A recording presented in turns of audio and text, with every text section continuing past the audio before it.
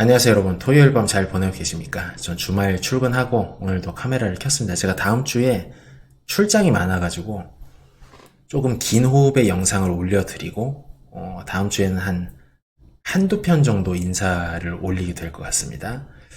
제가 오늘 준비한 내용은 주로 학생들한테 강의를 할 때 이제 해주는 내용인데, 첫 번째 문제의식은 그거예요. 주제는 우리나라 한중일 경제발전 경로가 다 비슷한데 서양에서 원천 기술이 나오면 이거를 좀 더 싼 값에 대량으로 만들 수 있는 양산 경쟁력으로 지금까지 경제 성장을 해와서 뭐 세상에 없던 제품이나 기술을 만들어내는 그런 이제 제품 창출 기능, 시장 창출 기능이 약하다고 볼 수가 있죠. 그래서 이제 앞으로 어떤 혁명적인 기술을 젊은 세대가 만들어내려면 옛날에 반도체 기술이 어떠한 시대적 배경에서 어떠한 요구가 있었길래 이거를 만들 수밖에 없었나.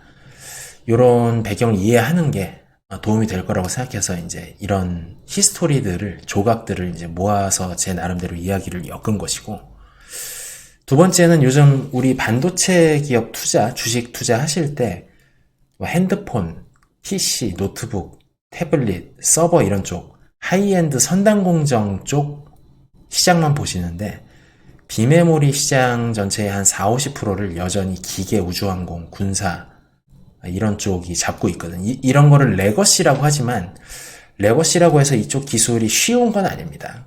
규모가 작은 것도 아니고요.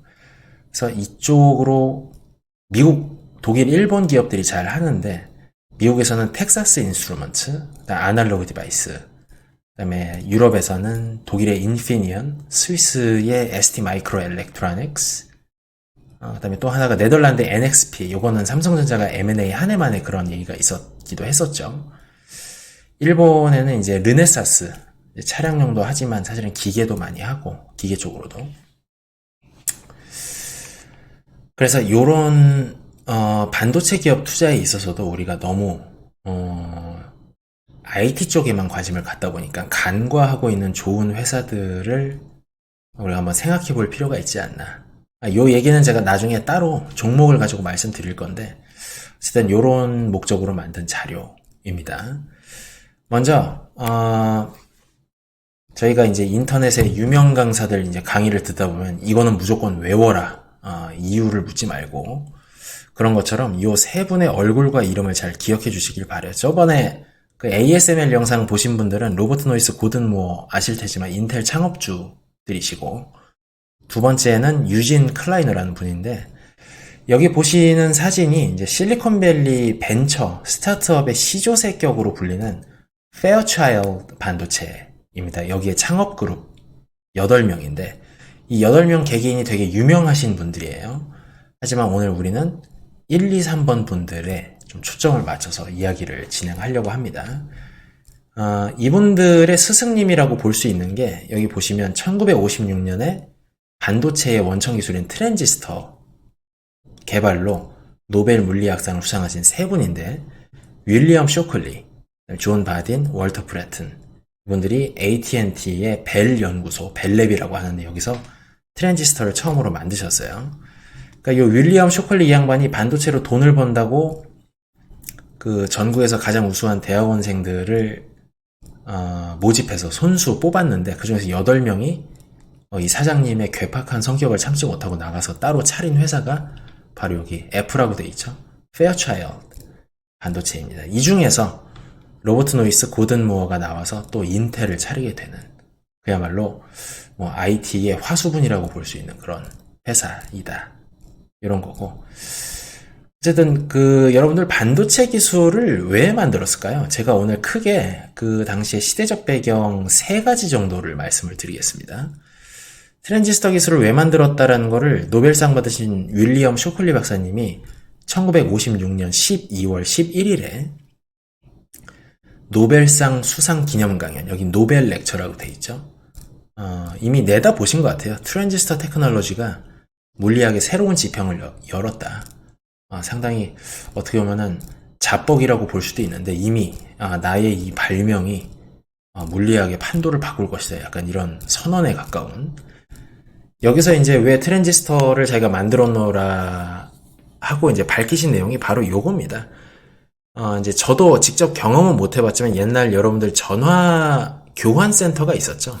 그러니까 뭐 제가 이제 지방에 사는데 뭐 세종시에서 전화를 뭐 대구 달성군에 사는 뭐 누구한테 하려 그런다 그러면은 제 거를 꽂고 상대편 것도 이제 꽂고 전화 안 걸면은 다시 뽑고 이게 이제 1, 0, 0, 1 스위치잖아요. 온 오프. 트랜지스터라는 게 이제 전류가 특정 조건에서 흐르고 그러면 1이죠. 파워가 온 된 거고 전류가 안 흐르면은 오프, 0이 되는 거고. 그러니까 하고 싶었던 거는 이분들을 이 인건비를 줄이기 위해서 이걸 전자식으로 다 바꿔버리는 그러한 동기. 그러니까 첫 번째는 유선통신의 원가 절감이었다. 그 내용이 이제 나와 있는데 1936년에 쇼클리 박사님이 박사학위를 마치시고 AT&T 벨랩 원래 이제 뉴욕에 있다가 뉴저지로 옮겼습니다. 머리 힐이라는 데로. 여기 이제 첫 번째 사수가 닥터 켈리라는 분이었는데 이 양반이 여기 이제 이 인건비 줄이는 프로젝트를 하고 계셨던 거예요. 그래서 이제 자꾸 그 직장에서 나 하고 싶은 일을 하는 곳이 직장이 아니잖아요. 그죠? 시키는 일을 하다 보면 이게 내 천직인 것 같고 갑자기 그런 가스라이팅을 장기간 당하다 보면 그런 일이 생깁니다. 왜 여러분들 유괴범들하고 오래 같이 있으면 이제 유괴범을 사랑하게 된다는 무슨 그 신드롬이 하나 있죠. 그런 것처럼.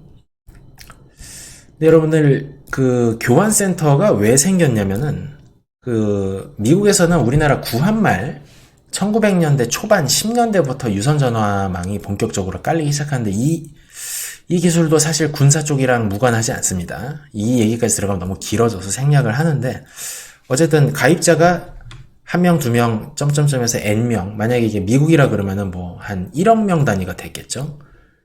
이분들이 가입한 유선전화기를 전부 다 각각 다 케이블 매설해서 연결하게 되면 매설 비용이 너무 많이 나오는 거예요. 도저히 돈이 안 남는 거죠. 그러니까 이제 어떤 한 지역별로 여기 센터에 교환기를 만드는 거예요. 이제 모든 사람이 한 큐에 한순간에 전화를 걸지는 않으니까 이제 1번이 6번한테 건다 그러면 나머지는 다 꺼져 있는 거고 1번하고 6번만 이제 꽂아서 온오프를 해주는 거죠.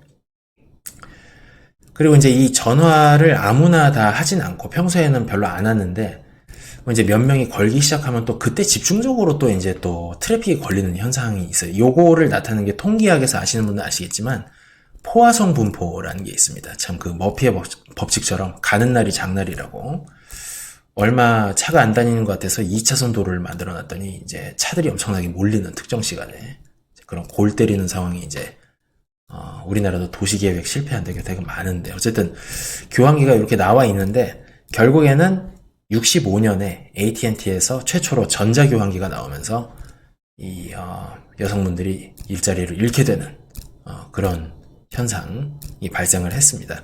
한국에는 제가 70년대 중후반에 들어온 걸로 알고 있어요, 이게. 그때도 이제 어떻게 보면 그때 그 되게 엄중한 그런 시기였죠. 이제 박정희 대통령이 여전히 집권하고 있던 그 시기. 여러분, 근데 유선전화, 무선전화의 원리가 이 종이컵 전화기랑 똑같습니다. 이게 이제 어렸을 때 많이 갖고 노셨죠? 요즘에는 이제 핸드폰만 보고 있어가지고 잘 모르겠지만, 여러분, 요 클립이 있어요. 그러니까 내가 여기다가 대고 얘기를 하면은 클립이 원래 이제 바닥에 붙어 있죠? 이게 파동을, 음파를 증폭시켜가지고 실을 타고 여기로 이제 가는 거죠. 그러면 이쪽 클립이 진동을 하면서 또 실을 타고 온 걸 증폭을 해줘가지고 내 귀에 속삭이는 소리가 들리는. 그러니까 여기가 음성신호의 제너레이터, 그 다음에 여기가 음성신호의 리시버라고 봐야 되겠죠. 이게 유선전화에서도 똑같습니다. 이게 1876년에 미국 특허청에 접수된 엘리그젠더 그레이엄 벨 선생님의 유선전화기 특허인데 종이컵 전화기랑 똑같이 생겼죠. 다만 이게 이제 그 금속으로 재질만 바뀌었을 뿐. 그러니까 이제 음성 신호가 이제 실을 타고 가다가 이게 이제 전자 신호로 바뀌어서 전류를 타고 구리선을 타고 가는 요거입니다. 근데 여러분들 무선 통신도 똑같아요. 무선 통신이라는 건 이제 선은 없지만 어떤 주파수 대역대에다가 전자기 신호를 펄스를 계속 때려주는 거예요. 그럼 이게 이제 신호가 되죠. 그 안에 이제 정보가 담겨 있는 건데, 제너레이트를 하면 이 주파수 대역에 신호를 읽을 수 있는 리시버가 있습니다. 그럼 여기서 이 신호를 받아서 증폭을 해가지고 다시 이쪽에서 음성이 나올 수 있도록, 그러니까 음성 펄스를 쏴서 증폭을 해서 다시 나한테 어떤 데이터나 음성 정보가 전달되는, 이 기술이 사실은 지금 CDMA하고 그 5G 모뎀 기술의 이제 원형입니다. 똑같아요. 그래서 이제 그 우리가 필요한 기능이 전파의 생성, 그리고 수신, 그리고 증폭, 3대 기능이 필요한데, 일반 진공관은 이 3개 기능을 다 못해요. 1개나 2개밖에 못했는데, 이 리디 포레스트라는 분이 삼극진공관이라고 이 3대 기능을 다 할 수 있는 거를 만드셨습니다. 요거를 트라이어드라고 하기도 하고 오디온이라고도 하기도 해요. 이 양반이 들고 있는 게 이제 그 삼극진공관인데, 요 특허를 이제 그 AT&T의 작전에 빠져가지고 그 싼 값에, 헐값에 AT&T에 넘기고 자기는 연속된 사업 실패로 되게 불우하게 이제 돌아가십니다. 이 양반이 이제 참여해서 만든 뭐 실리콘밸리의 거의 최초의 학내 벤처라고 볼 수 있는 Federal Telegraph Company라는 데가 있어요.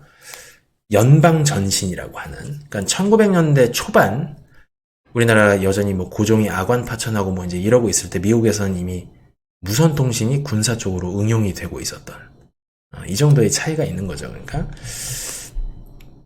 근데 이제 학내 벤처라 그랬잖아요. 이게 스탠포드 학내 벤처인데 너무 얘기가 이제 길어질 수도 있는데, 이분이 이제 릴랜드 스탠포드 대학, 릴랜드 스탠포드라고, 스탠포드 대학의 사실상 창업주이십니다. 창립하신 분인데 1885년에 세워졌죠. 이분이 철도 재벌이고 라버 베런이라고 불리는 옛날 그 뭐 카네기, 록펠러 뭐 이제 이런 급의 석유 재벌이었고, 헌팅턴이니 뭐 이런 분들, 공화당 상원 의원을 지내셨고, 링컨 대통령하고 남북전쟁 때도 이제 같이 활동을 하신 분이고, 오른쪽에 있는 이분이 이제 외동아들이었는데 이탈리아 여행 중에 장티푸스로 이제 일찍 단명을 했어요. 그래서 돈이 너무 남아 돌았는데 이제 애들을 위해서 돈을 써야 된다 그래서 대량의 자금과 갖고 있던 토지를 기증을 하시면서 스탠포드 대학이 시작이 됐습니다. 독실한 이제 기독교인이시고, 근데 일대 총장을 20년을 시켰는데 직접 데이빗 조던이라는 분을 뽑아왔어요. 그때 당시에 이 스탠포드 선생님하고 데이빗 조던, 이 왼쪽 사진, 이분이 학문의 굉장히 실용성을 강조했다고 합니다. 이제 남북전쟁이랑 여러분들 캘리포니아의 금광러시, 골드러시를 거치면서 학문이라는 게 단순히 뭐 이제 논문만 쓰고 이제 교수님들이 뭐 상아탑에서 훌륭한 뭐 말씀만 하시는 게 아니고 어떤 제품의 기술 사업화 이런 걸로 실제 혁신을 만들어내는 그런 기능을 해야 된다라는 생각을 가지셨던 분들이에요. 그리고 이제 오른쪽에 보면 시릴 엘 웰이라고, 이 양반이 아까 말씀드린 기념비 있었던 연방전신의 창업주고, 리디 포레스트 삼극진공관 만든 분이 사업상 위기에 빠졌을 때 연방전신에 취업을 시켜준 분인데, 이 양반은 원래 그 스탠포드 전기전자공학부에서 뭘 연구하셨냐면은 그 전기 용광로를 했어요. 여러분들 뭐 이제 용광로가 석탄만 떼서 하는 게 아니고 정밀한 합금이라든지 뭐 이런 걸 할 때는 그 전자기 펄스를 굉장히 정밀하게 쏴줘야 됩니다. 균질하게. 이제 그 기술이 무선 통신으로 또 이제 전이돼서 넘어간 거라고 볼 수가 있죠.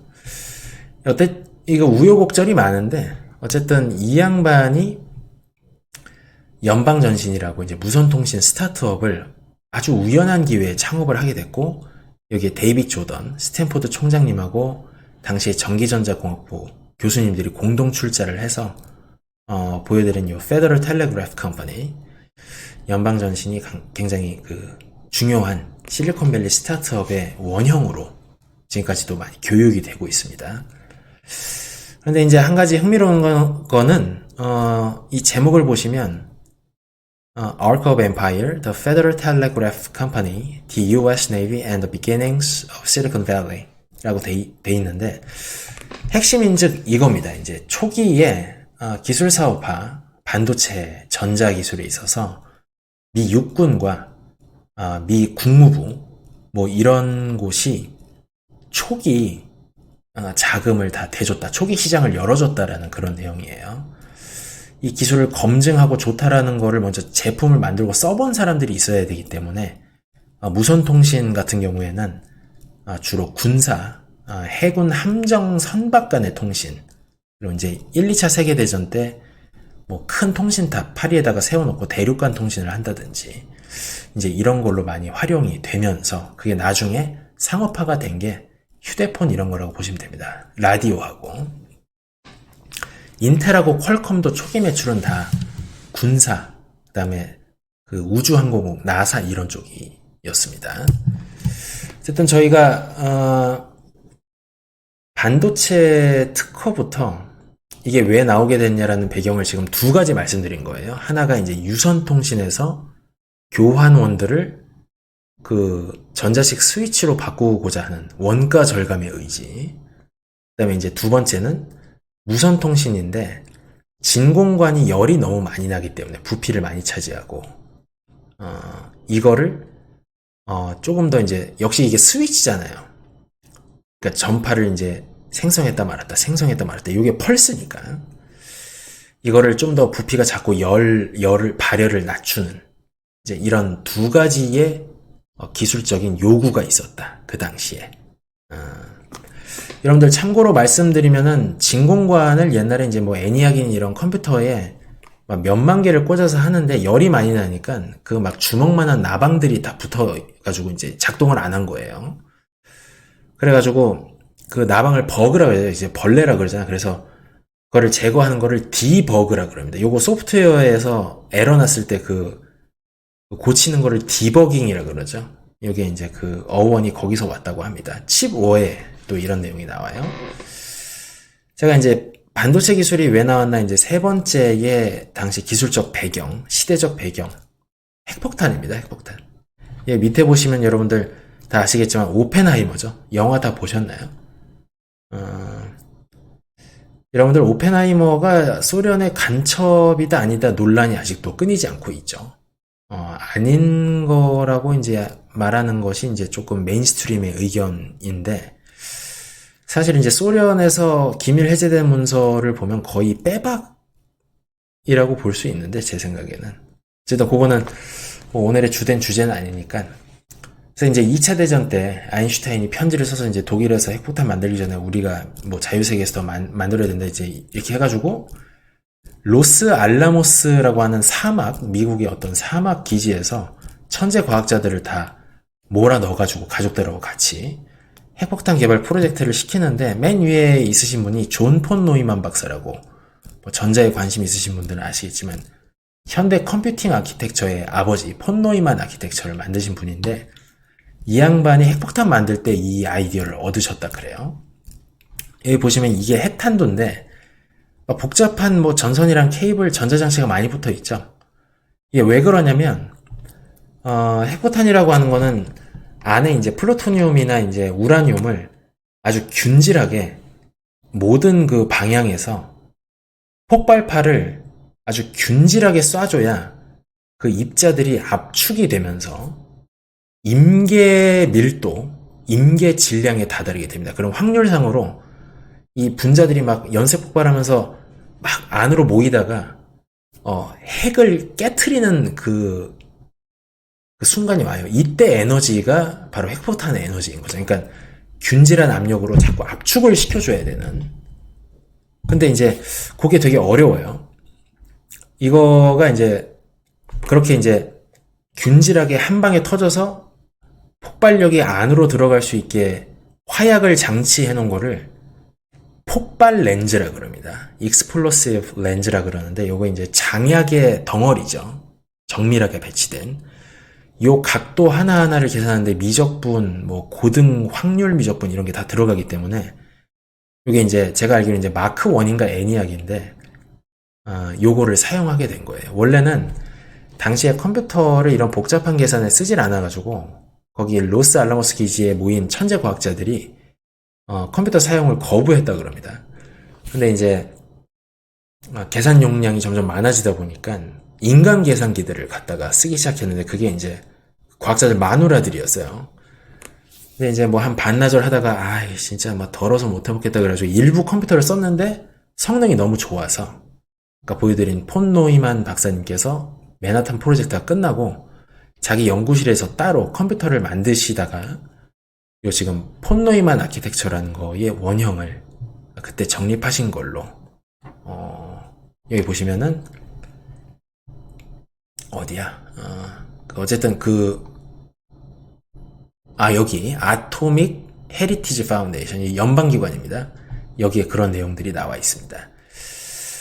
그러니까 뭐 인풋, 아웃풋, 그다음에 CPU, 메모리 이 구조가 지금 AI 시대인데도 불구하고 여전히 이어지고 있는 거죠. 조금 형태가 변하는 것뿐이지 본질적으로 뭐 AI 컴퓨팅 시대라 그래서 이게 바뀌진 않았습니다.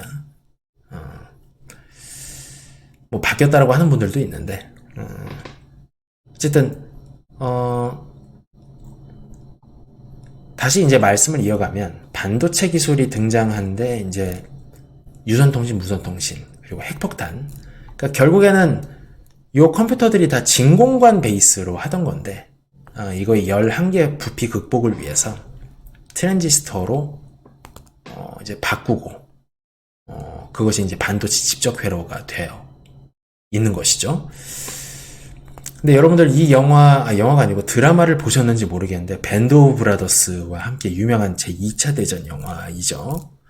더 퍼시픽인데 이때 내용이 이제 일본군들이 이제 동남아랑 이제 본토에서 너무 극렬하게 뭐 반자이 돌격을 하고 자살을 하고 막 카미카제를 하고 이러니까 미군들이 이제 그 열대 섬 지역에서 고군분투하는 그런 내용의 영화인데 결국에는 핵폭탄을 때리잖아요. 그죠? 그 때리기 전에 우리 반도체 개발하신 쇼컬리 박사님이 44년 7월 이때 국방부에서 좀 지원 근무를 하고 계셨어요. 2차 대전 때이기 때문에.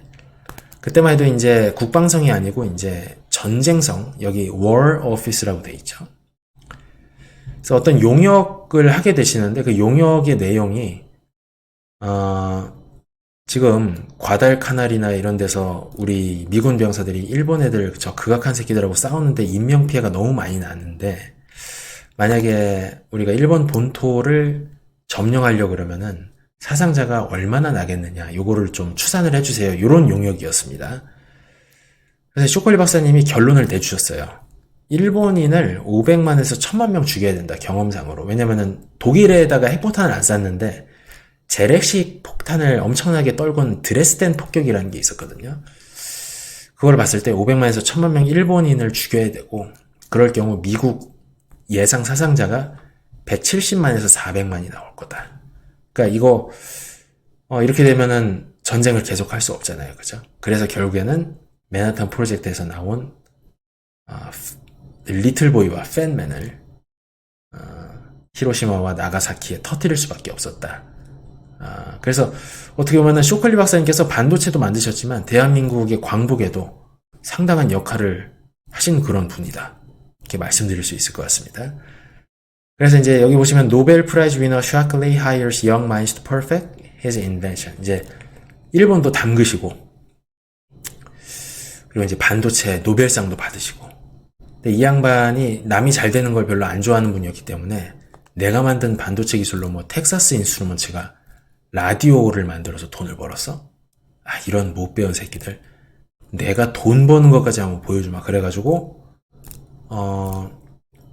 직장 동료들한테 AT&T 벨랩에 있는 동료들한테 야 우리 나가서 돈 한번 벌어보자고 설득을 했는데 워낙에 성격이 더러워가지고 같이 나갈 사람이 없었던 거예요. 그래서 여기 보시면은 이제 전국의 유명한 대학들을 돌면서 석박사 학생들을 이제 꼬셔가지고 사탕발림으로 그렇게 모집을 했는데 돈이 없잖아요. 그래서 그 돈을 어디서 받았냐면은 그 베크먼이라는 분한테 받은 여기 이 남자분입니다. 왼쪽 이 사모님인데 베크먼 이 양반도 이제 그 세계대전 2차 대전이었나 1차 대전 때 징집이 되셔갖고 그 파병을 가시는 전날 밤에 뭐 전쟁이 끝났나 그래갖고 거기 이제 그 급식소에 있던 그 영양사하고 이제 눈이 맞아서 결혼을 하신 그런 케이스입니다.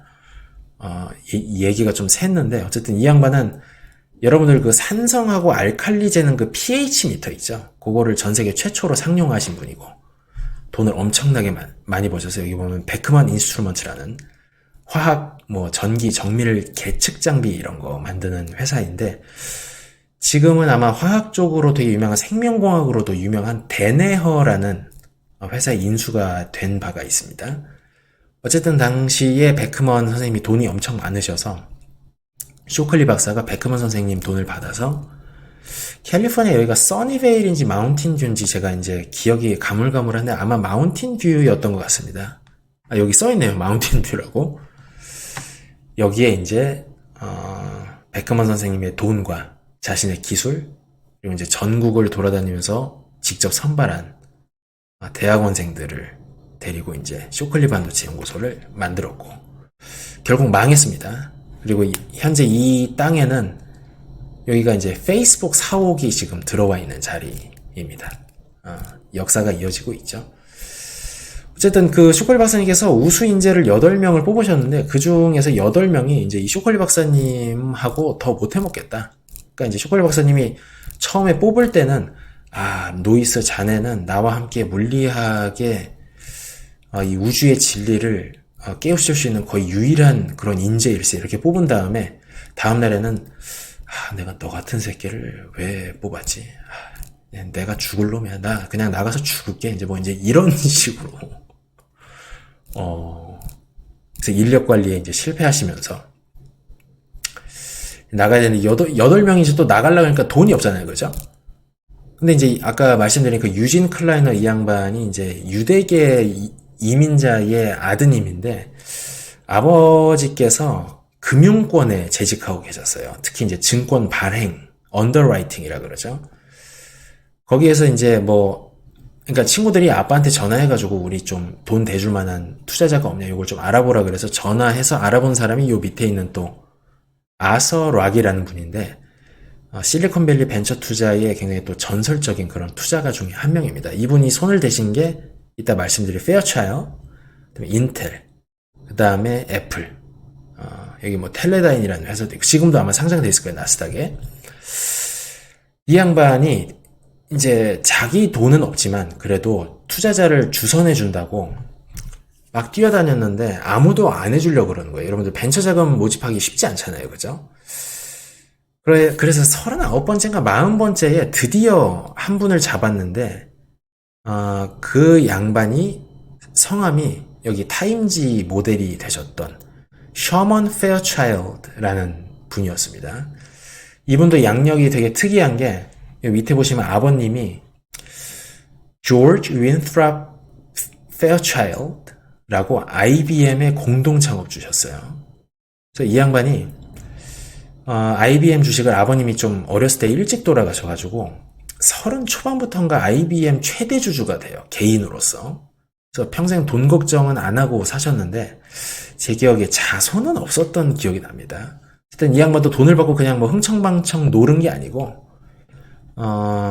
이 전투기들을 많이 만드셨어요. 2차 대전 때 특히 많이 쓰였던 게 요